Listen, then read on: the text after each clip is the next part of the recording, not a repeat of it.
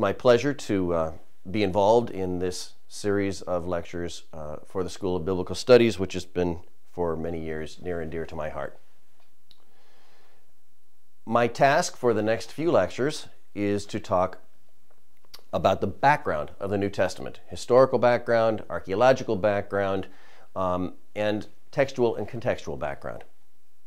So, at the risk of insulting the intelligence of some of you, because if you've been in SBS for a while, and if you're doing this chronologically, you've already spent a lot of time on the Old Testament, but for those who haven't, it's difficult to understand the New Testament without understanding the Old Testament, and therefore we will take now, for the next 5 minutes, a mad sprint through the Old Testament. So please put on your seatbelts and prepare to dash with me.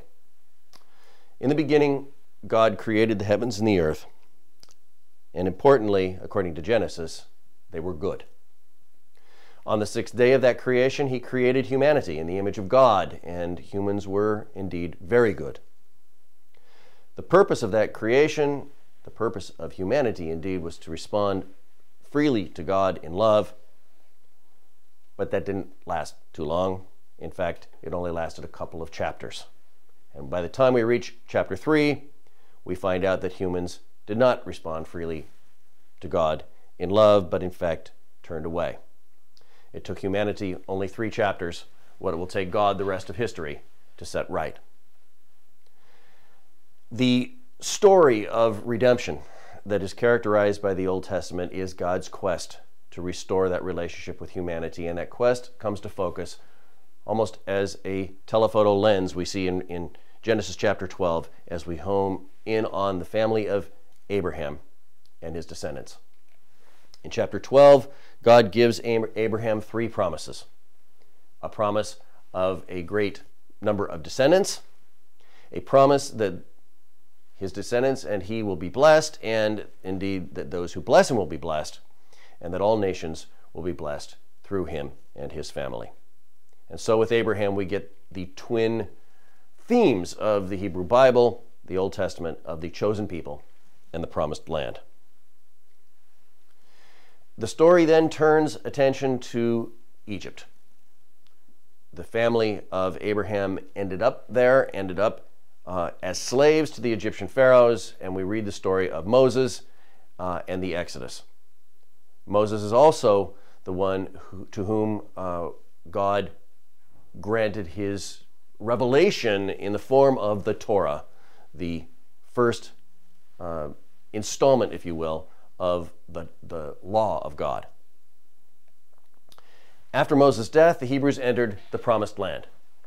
They began as a tribal coalition, and that tribal coalition ultimately failed to fulfill its aspirations. This is covered in the books of Joshua and Judges. We then read of the monarchy of Israel, a series of kings, first a united kingdom under 3 kings, Saul, David, and Solomon, and then a divided kingdom under their successors. Divided north and south, both monarchies ultimately were corrupted, both were ultimately destroyed. The northern kingdom by Assyria, the southern kingdom by Babylon, where they were exiled for 70 years to Babylon. After that 70 years, some of those Hebrews returned by permission of the Persian monarch, and once they returned to their land, they were allowed, under Persian auspices, to rebuild their city, to rebuild their temple. And it's with that story of the return and the rebuilding that the Old Testament ends. Throughout this troubled history, Israel had a number of prophets, people called by God to speak the word of God into their world. Those prophets were sometimes heeded, and more often not. But ultimately, the prophets called people back to that relationship with God, and also those prophets gave the people a sense of hope.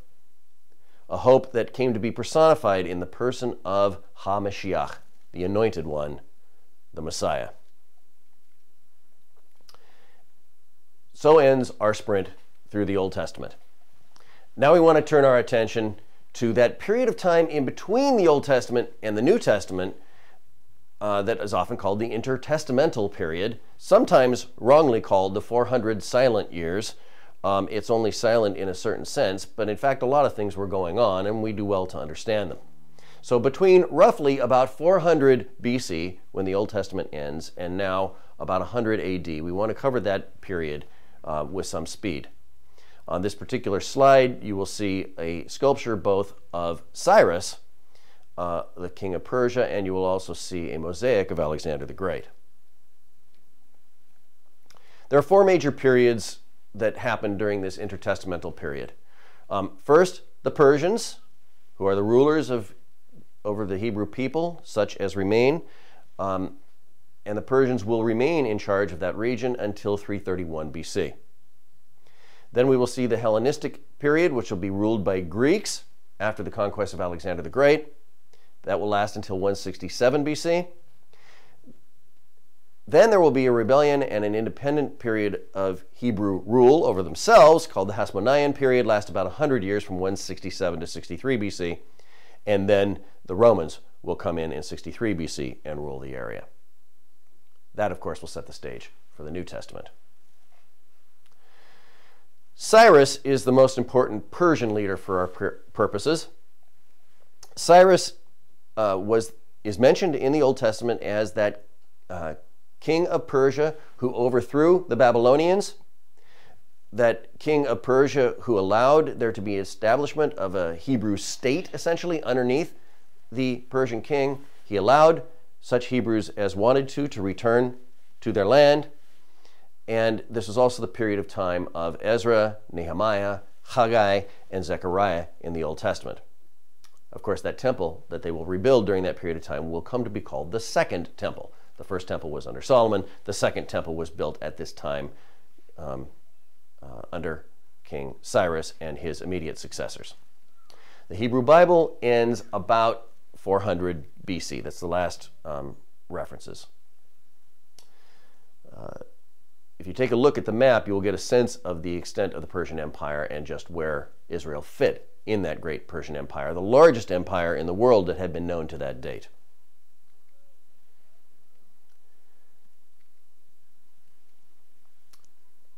The Persian Empire will last until the time of Alexander the Great. Alexander the Great, in his extraordinary series of campaigns, will conquer Israel in 333, that region, and he will go on to conquer the Persian Empire at the Battle of Gaugamela in 331.